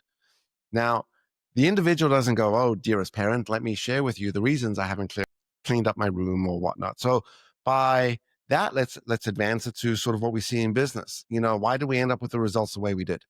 Right? Why have you not followed up with the client? Right? Why am I getting this feedback from X, Y, and Z? Your spouse, right? You know, why were you home late? Why did you not call me? All of these things put you back into that child where you're like, oh, I got to defend. I was driving. My phone didn't have signal. I forgot to send in the report. I forgot to send in the email. And you've got that person in that emotional frying out state. And now what they're going to do, like a lot of kids, they're going to make up the story. Well, let me tell you why. Right? Because I was going to take my plates, or I'm going to clean up my room, or I didn't see my shoe was untied. And at that point, by definition, you don't have the person thinking through the adult. What's like the jujitsu move to get out of that why? Right. So the jiu-jitsu move is the what and the how question, and it actually grammatically works, right? So instead of saying, why did you do this? We could say, hey, so what were some of the reasons that led you to take this action? Or, you know, why did this happen? Hey, what happened? And what does is it now starts to bring the adult. And what the how does is it starts to facilitate the solution. Because when we're asking the why question, by definition, we're trying to figure out root cause, but we're also looking for solution. And if the objective is to figure out how do we move forward in a more effective way, it is the what and the how that facilitates the thinking, facilitates the adult to adult, facilitates solution, and starts to get the other person contributing in a more forward thinking or a forwarding way. It's also easier, like in a personal relationship, somebody comes at you with a what, Mm-hmm. and you like, ah, shoot, Greg, I'm so sorry. My bad, dude. I dropped the ball. Right? Damn. You immediately, it causes you to validate their feelings, apologize, which immediately brings things down. Yeah. And then you can have a conversation Yeah. and you're not defensive. But if somebody does come at you with a critical parent, why, Yeah. how do you, what's the best way to turn that around? So answer it. That's the self-awareness, and that's the success of the ego states, which is, all right, I got a critical parent firing at me right now. The best way to bring that critical parent down is to answer the questions and give them the information that they need. They might not be communicating well, and they are firing in the sort of heavy critical judgmental, we call them critical parent bullets. But if I could go, hold on a second here. Let me rise above this right now. Even though I'm feeling emotionally hijacked right now, and I'm recognizing this is the unexpected positive transaction, right? Which is now, even though I've got this firing at my child right now, let me not respond as treated. And I might take over the conversation or start to steer the conversation a little more effectively by using the rite of passage question, which was what you were describing earlier, which you said, hey, can I give you some advice or can I share my feedback? We can take control of that interaction again by saying, all right, Mr. or Mrs. Critical Parent, can I share some of the reasons why we ended up the way where we did? Or can I take some time to answer some of these questions? Or can I talk to you about what actions we're going to move forward? And it is the power of information that starts to shrink or deflate that critical parent and open up their adult. Tell me how your son, I think he's like, what, 8 years old, did some jujitsu on you revolving around his motorcycle. Well, there's a better story about his jiu-jitsu and his actual school. So one of the things I try to do with my kids a lot is practice this adult to adult communication, right? So my kid comes home and he says, Dad, I want to quit jiu-jitsu. And I say, okay, well, I want to say why. I don't. I said, well, what are the reasons you want to quit jujitsu? He goes, I don't like it. I go, all right, well, that's not a reason to quit. However, if you could come up with a good reason, a very rational reason on what are the reasons you want to leave jujitsu, and more importantly, what is a solution for this? So, what's another activity we can take on, or what else can we do with our time? Because it is very important. And if you remember, one of the reasons we're doing jujitsu is because we've committed to doing it, and it's a very important skill set, and it's important for your development. He says, okay, Dad, I could do that. Comes home the next week, Dad, I want to quit jujitsu. I said, all right, well, what are the reasons? I just don't like it. All right, still haven't come up with what the real valid reasons are and what the solution is. Anyway, he comes home the next week. He goes, Dad, I figured out what I want to do. I said, what is it? He says, I want to switch jujitsu schools. I said, oh, tell me about that. Right?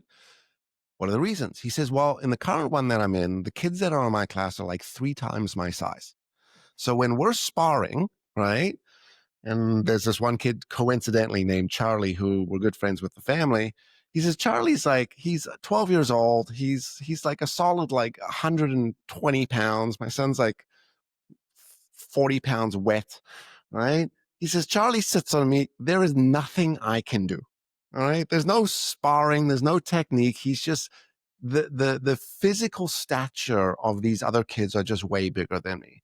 And I'm not learning. I can't do anything. So I said, so what's the answer? He says, well, there's another jiu-jitsu school that has a kids class from 6 to 10. And there's a bunch of kids in that class that are my size. And I think it's going to be a better experience for me to go through that class. I said, okay, fine. We can totally do that. Anyway, we checked out that jiu-jitsu class, and that's the one that he's in right now. The motorcycle one. So we live in Costa Rica. We live in a gated community. If we think about Florida, same kind of thing. And my son is ripping around on his motorcycle. So he's got this little electric dirt bike, which he's very talented on. And we've gone through the rules and the safety and stuff like this. So I get a call from security, and they're like, or a letter from the Security Homeowners Association. They're like, hello, Mr. Witz, we need to let you know that your son has been excessively riding, or he's been riding at excessive speeds, and he's passing vehicles, and please have a conversation with him. I say, no problem. So now the critical parent in me wants to do this, wants to go and be like, I told you, and the bike is taken away. But that's a short-term win for not a long-term sort of solution, right? So back to what are we trying to do in communication? We're always trying to facilitate communication and facilitate responsibility.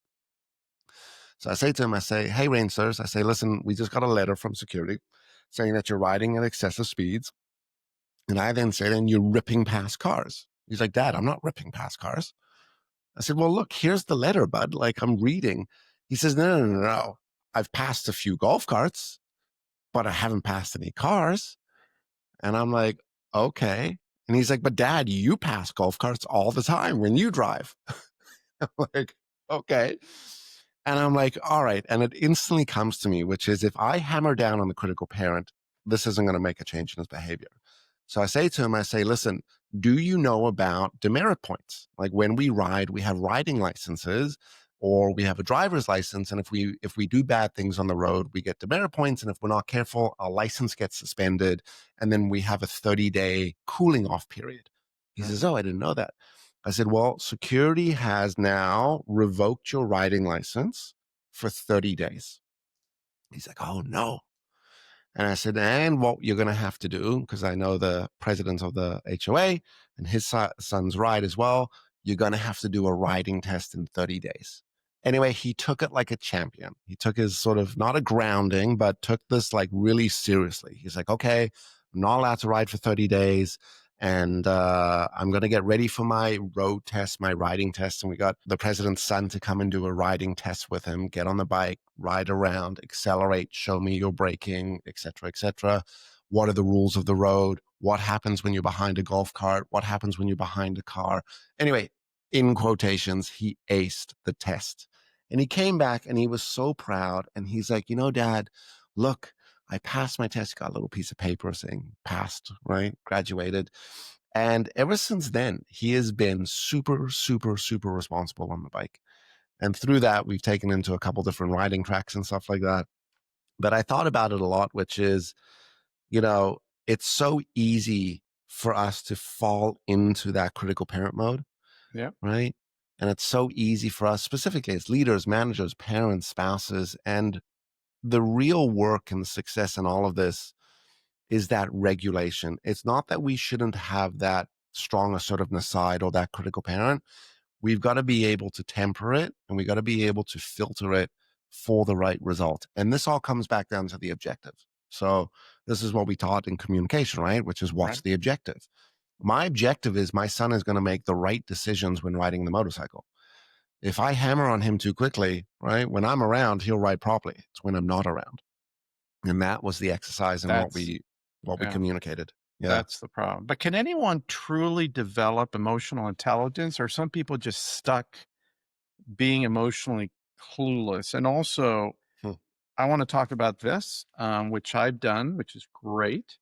It's this 360 crystal ball view of your personality. What I like about it, and I taught, behavioral analytics, how to lead high performing teams at MIT using their assessment that's been around since World War II. But your assessment, you take it, but four other people take it. And there's what you think about yourself, and then there's what other people see you as. So tell me about, can we learn emotional intelligence? And what yeah, is, your dad, I guess, took this medical doctor, psychiatrist Burns. Burns Yeah, stuff, and he actually created a personality inventory yeah, assessment with multi-raters that you've then taken to the next level. yeah. To answer your first question, can we learn to be emotionally intelligent? By definition, emotional intelligence is learned. None of Okay. us are born emotionally intelligent. It is a developed skill. And it is a skill that is made up of, again, self awareness, which I believe is a forever exercise. We don't go through self awareness once, we don't do one assessment, and we are always, it's a fluid exercise. We're always assessing and evaluating. Number two, emotional regulation, which we like to call self management. Some of us like to call managing your shit, right? Which we could only do if we do pillar one. And then relational management, which is, how do I now navigate your personality more effectively, even when I am hooked or triggered? And if I can develop tools around that, and there are frameworks and tools for each of these pillars, which is, if we study and, more importantly, if we practice. I think the mistake a lot of people make is they read the book, they listen to the podcast, they do the course, and they say, that's it. In fact, I know people like this. They've done every single program out there, and they are still emotionally um, um, dim, right? Because they get caught up in the exercise of going through the program, but they don't go through the exercise of the practice. Whether we're talking jujitsu or motorcycle riding or leadership or communication skills or marriage, it is a practice. And this is back to the question earlier, what makes us a better human? I'm going to do it better tomorrow, right? Right, but it, and also with your methodology, y I this doesn't not only do you have to practice, but you have to think it through before, Correct. like, "Okay, what's my objective? Correct. This person is probably gonna go into, whether it's a child, coworker, partner, Yeah. into angry child, withdrawn, how I gonna be prepared for all these different things." So you Yeah. can't just wing it unless, you're a savant, or you've been, you could do it because you just Sure, we train get we people. get lucky every once in a while where we can just kind of do it. And as you heard me talk about in the sessions, winging it, that term actually comes from the old days of the theater, where Yeah. there were understudies, right? There were backup actors and actresses, and they would wait in the wings of the theater. So if anything happened that they needed to step into the show, because the rule about the theater is the show must go on. So if someone doesn't show up, someone has to step in. If that main actor or actress got too drunk and they fell off the stage, all right, you know, after intermission, the backup steps in, and they would have to be more rehearsed, more practiced, more prepped in order to do so. So the success of communication skills, effective communication skills, effective relationships, is preparing for some of these conversations. Now, we're not trying to script everything out, but we are trying to think things through, because it's hard for us to think in the moment. And that's why, if we do the thinking up front, I can actually be more effective in the moment. A professional athlete, they train the way they train so they're able to execute the plays in the moment, right? So yes, planning and preparing is really, really important. And we might argue that we plan and prepare for some of the most stupid stuff in life. You plan your meals for the week.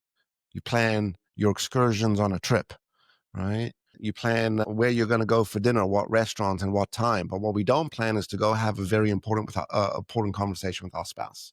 What we don't plan is a very important conversation with our business partner. What we don't plan is I got to go have a conversation with my kids. So planning that is really important. And then back to the assessment is a brilliant tool because for the first time, it actually gives us a defined understanding of not just our personality, but why we act, feel, and think the way we do. And it makes it concrete where before emotions and behavior, it's kind of mystical, right? It's kind of abstract. Oftentimes people will say to me, they're like, oh, well, Greg, this is just who I am. In fact, I've just been called to do coaching with a chief strategy officer, brilliant guy, but a little bit of a challenge when it comes down to some of the other aspects of his leadership role. And I say to him, and we do the sort of the introductory welcome call, and I say, tell me a little bit about yourself. And this is what he begins to tell me.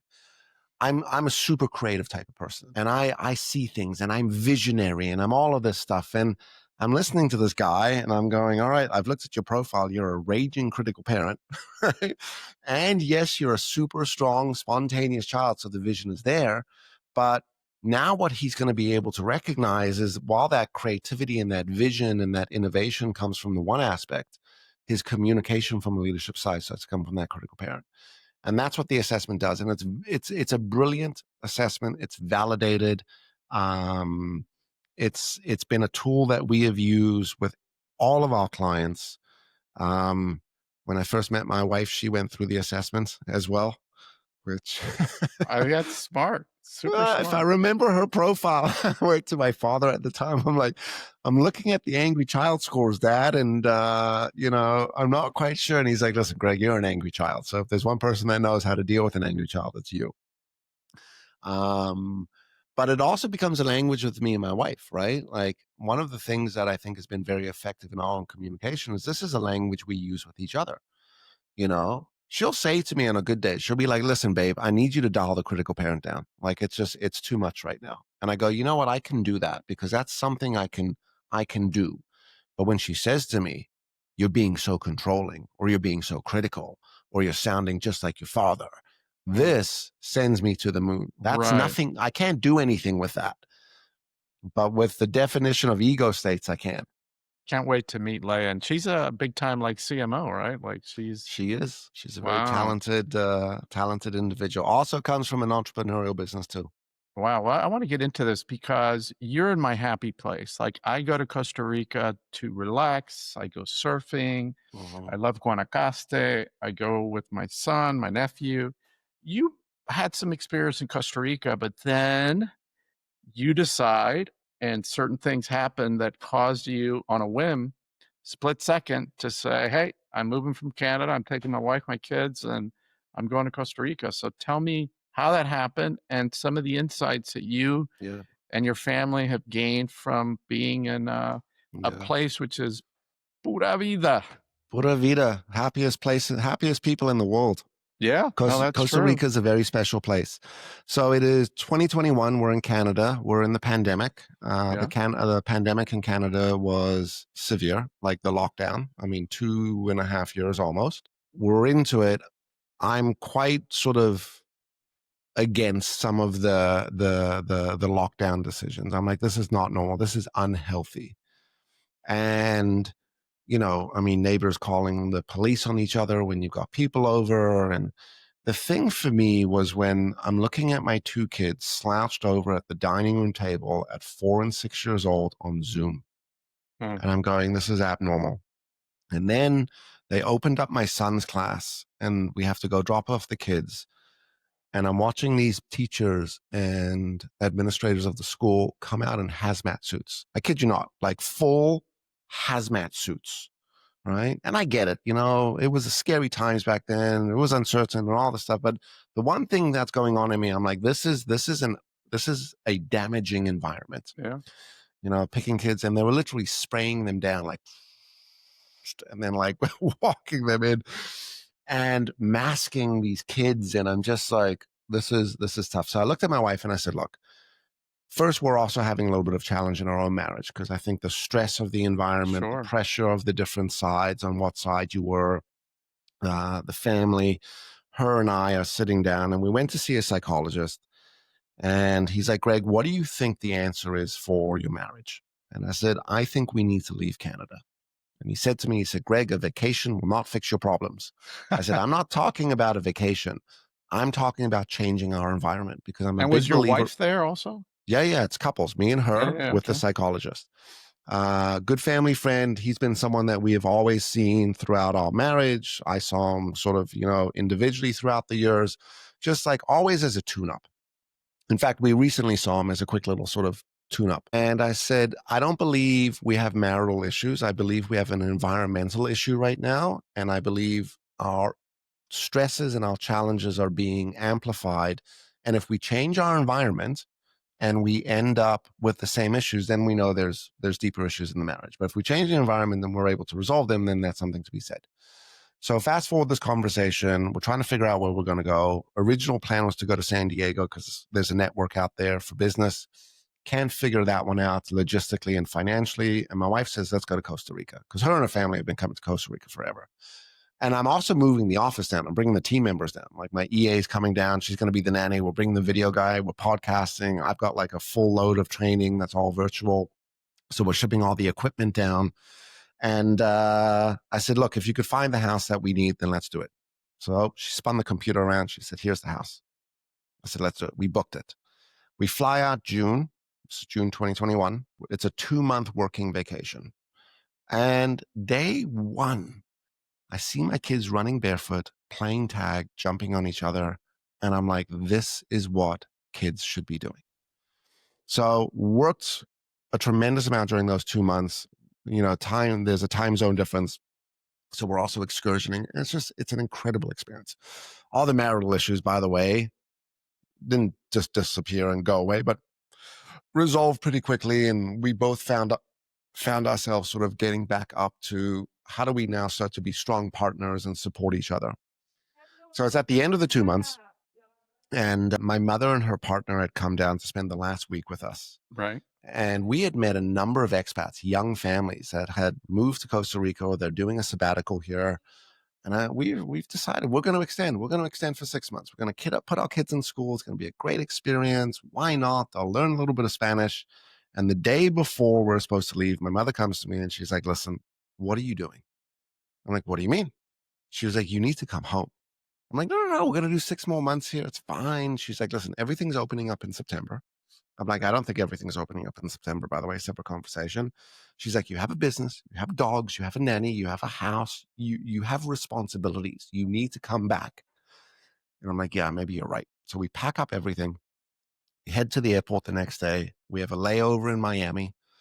We're sitting in Miami. We're in the Fontainebleau. We've done our PCR testing. So we fly in on Saturday. I'm sitting there. It's about 1:30 in the afternoon. And this feeling washes over me like this is a mistake. Like this is not the right decision. We've got an opportunity here. And I looked at my wife and I said, hey, what do you think about canceling our flights home and booking new flights and going back to Costa Rica? And she said, let's do it. And before she finished the sentence, bang, 4 American airline flights back to Costa Rica. Now, at this point, by the way, we do not have a house rented. We have no school set up for the kids. We've got no plan, but we just knew, let's come back here and we will figure it out. Good for you. We land back here. I call my buddy.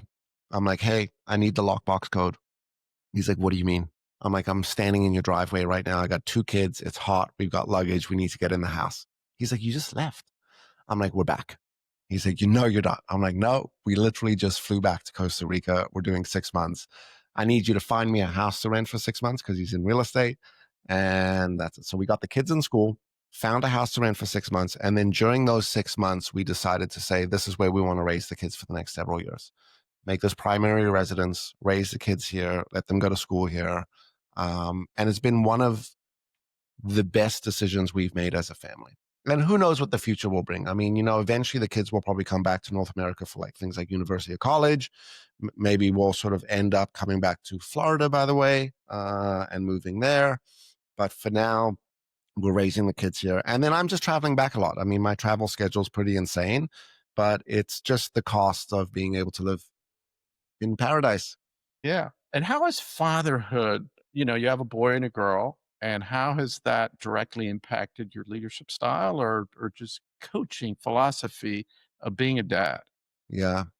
What I've learned to do as a father is be less of a critical parent with my son, right? And Does more he of a remind nurturing. you of you? 1,000%. And that's why it's hard, right? Mini me. We are reactive to our kids because they are reflections of ourselves. Yeah. Right. And it's my natural state with my son is critical parent. It's demanding, it's more forceful, it's more assertive, it's more dominant. And what I practice to do, not learned.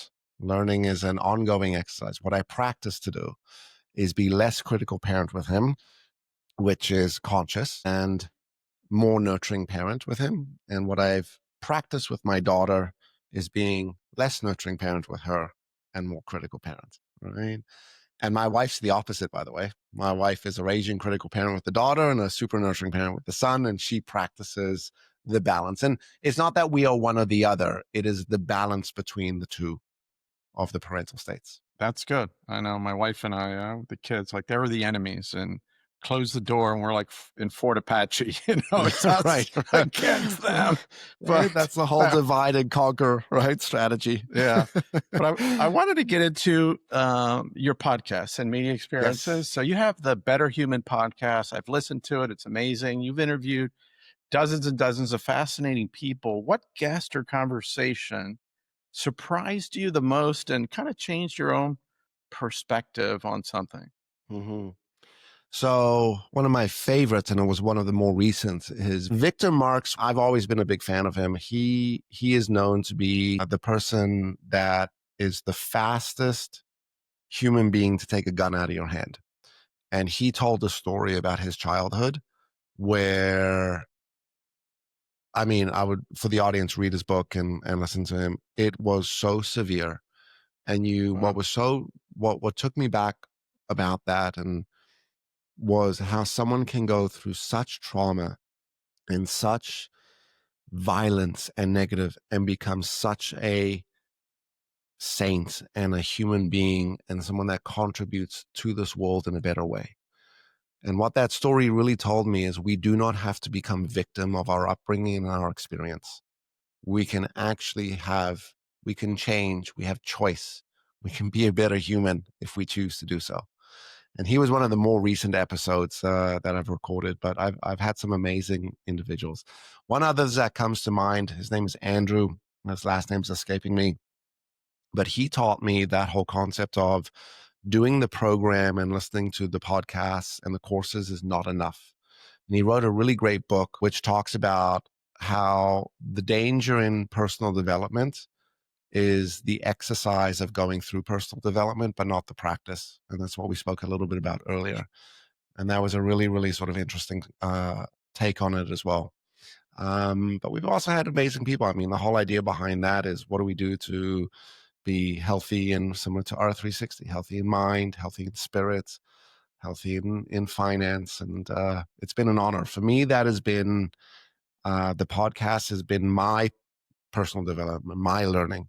Because as you know, you get to sit down with amazing minds and you get to pick their brains and ask them questions and you get to learn from them. So that was always my motivation, which was very selfish, which was we're doing this podcast because I get to learn from this instead of Sure. just interviewing people. And let me ask you, when you put yourself out there, especially with your blunt style, you get criticism. And how do you personally handle negative feedback or controversy? Does it bother Yeah. you or you have a way of just dealing with it? I mean, it is what it is. I got fired from a client 3 years ago for that. One participant said that you remind them of a male from the 1950s, which I thought was quite weird, right? You're too direct and a few other things. And when I say fired from the client, they just didn't re-engage with the contract the next year. And I said to them at the time, I said, we had 30 people in the room.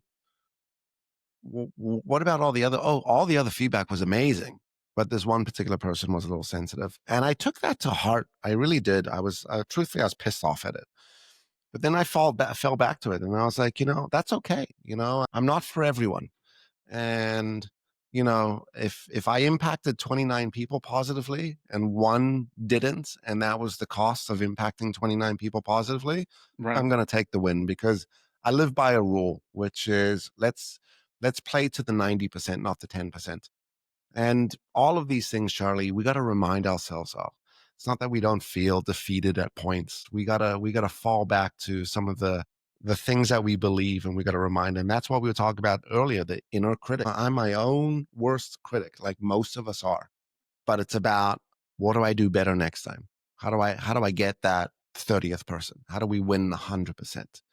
And that's it. You just roll with it, right? Right. And like if you could I think of all the work that you do, and if you could like shake people awake to just one crucial truth that will fundamentally change your lives, what would that be? I said it earlier, we have domain over how we feel and how we behave. We are not victim to the environment and to our situation. We have choice. And if we live towards that, right, where I recognize that things are not being done to me, things are being done for me, and then it's what I choose to do with that. That is the success to all of this stuff, right? It's, what action do I take? What choice am I going to make? How am I going to improve? Failed, amazing. As you said, failure is great. You just want to go back to your kids and be like, hey, well, what'd you learn from that? And how awesome was it to fail? And again, things are not being done to you, things are being done for you. And there's another great saying, which is, God will only give you what you can handle. Something Yes. along those lines, Yeah, right? no, no, Like, no. Matthew 25:14, where, there's a master and he goes on a trip and he gives 5 talents, silver coins to one, then two and one, comes back in 2 years, and two of them have doubled it, but then the third buried it in the ground. And that was like the person that went out to the darkness, and he took his one, gave it to the one with five. And the story of, hey, we're born with certain gifts. We're different than the 8 billion people on the planet. And how are you going to use those gifts for the benefit of others? But one of the things that, with daughters and being, I'm like you, moving a million miles a minute. And sometimes your child calls you out of the middle of nowhere just to say hello. And mhm. instead of having, a long 30-minute, hour conversation, letting it flow where it flows, you're like busy and you kind of like put them off to go do something else. And I'd love for you to share the story almost as we're closing, of the little boy that sees his father's thinks he sees his father's car, because I love that. It reminds me when my daughters call that I should better listen to them. All right. So for the audience, it's a little bit of a naughty story. So, get ready. All right. So little Johnny is in a park and he's swinging on a swing. And Johnny loves the swings. He goes there multiple times a week and he's swinging and he's swinging. And as he swings up, he looks over and he sees Daddy's car drive by. He gets very excited about Daddy being there. He's not sure if it's Daddy, but it looks like Daddy's car. He sees Daddy's car pull in the parking lot. And he gets even more excited. He's like, oh my God, maybe that's Daddy. So he jumps off the swing and he runs across the park, runs across the grass, and he's all out of breath by the time he gets to the end of the park. And there's a little chain link fence that he climbs over the fence, and he sees Dad's car, but all the windows are foggy. He's not sure if it's Daddy. So he says, let me go and take a closer look. So he creeps up very quietly because he's not sure if it's Daddy. And he puts his face up against the window, and it's Daddy. It's Daddy and Auntie Michelle. And they're being so nice to each other. They're holding each other, they're kissing each other, they're helping each other take their clothes off. And he knows not to disturb Daddy because Daddy gets very upset when he interrupts and he disturbs him. So he backs off and he goes and he finishes on the swings and he runs home and he's very excited to tell Mommy about the story. So he runs in the house and he's like, Mom, Mom, Mom, Mom, Mom, Mom, I got to tell you this story. And she says, Johnny, I'm in the midst of doing something. Give me a minute. He says, no, no, no, Mom. So I got to tell you this story. So I was in the park today. She's like, Johnny, I'm in the midst of doing something. I need 5 minutes. He says, oh, okay, fine. He says, but Mom, I got to tell you the story. So I was in the park today and I was swinging on. She's like, Johnny, for fuck's sake, I'm in the midst of doing something. Tell me the story at dinner time. Says, okay. And then goes upstairs, waits. A couple hours go by. Dad comes home. Keys are jingling. Very happy. In an excellent mood, Daddy is. Sits down at the table. Johnny comes running downstairs. Boom. He's at the dinner table. He's never sat down at the dinner table this fast before, right? And he's waiting, and the dinner's served, and pours a couple glasses of wine, and Johnny's rocking back and forth, and he's waiting, and he's waiting, and he's waiting, and Mom realizes, I interrupted Johnny. Let me ask him. She says, Johnny, I'm so sorry. You were trying to tell me a story earlier. Tell us what the story was today. How was today? He says, okay. So, Mom, I was in the park today and I was swinging on the swings. And when I was swinging on the swings, a car drove by and it looked like Dad's car. And Dad turns a little purple at this point. And I wasn't sure if it was Dad. And it pulled in the parking lot. And I got very excited, so I ran over and I climbed over the fence, Mom, and I went to see if it was Dad, and it was Dad. It was Dad, and it was Auntie Michelle, and they were being so nice to each other. They were holding each other, they were kissing each other, they were helping each other take their clothes off, the same way you and Uncle Mark do when Daddy's not home. And the moral of the story is, don't interrupt someone when they're trying to tell you something. That is a very good lesson. So I wanted to kind of wrap up with, what have I not asked you that I should have asked you that you'd want to say or leave the listeners? And if they want to reach out to you, how do they do that? And what's your website? And how can they learn some of this really cool stuff that you teach? So, first question, I think you asked everything, man. Today was a really good conversation. I appreciate the time. You reminded me of some stories, and there's some of the stuff that I haven't shared and I haven't spoken about in a long, long time. So it was a little therapeutic for me today, I must admit. So thank you for that, Charlie. You're welcome. For the audience, if you're interested in learning more about Witz, the website's super simple. It's Witz Education, WITZ education.com. I would encourage also, if you're interested and you're a podcast listener, go check out the podcast. It's called the Better Human Podcast. And you might have to punch in Better Human Podcast and Witz for it to pop up, but it's on all the different platforms. Just remember, at the end of the day, we can do it differently tomorrow. So if we messed it up today and today wasn't such a good day, tomorrow by definition is a new day, and we get to do a little bit, we get to make some different decisions and choices. And for the audience, what we need as podcasters is to get it out there. So for Charlie and Fortunate Fishes, if you haven't subscribed to this podcast, subscribe it. The best thing you can do for this type of podcast is throw up a like and give a share, because that gets it out to more and more and more people. And I think what Charlie and Fortunate Fishes are doing are sharing some amazing stories and examples of what people can do to be more successful. So if you want to pay it forward a little bit to this type of podcast, don't forget to like it, share it, subscribe to it, get it out there, get it out to a friend that you think would benefit from listening to this type of podcast.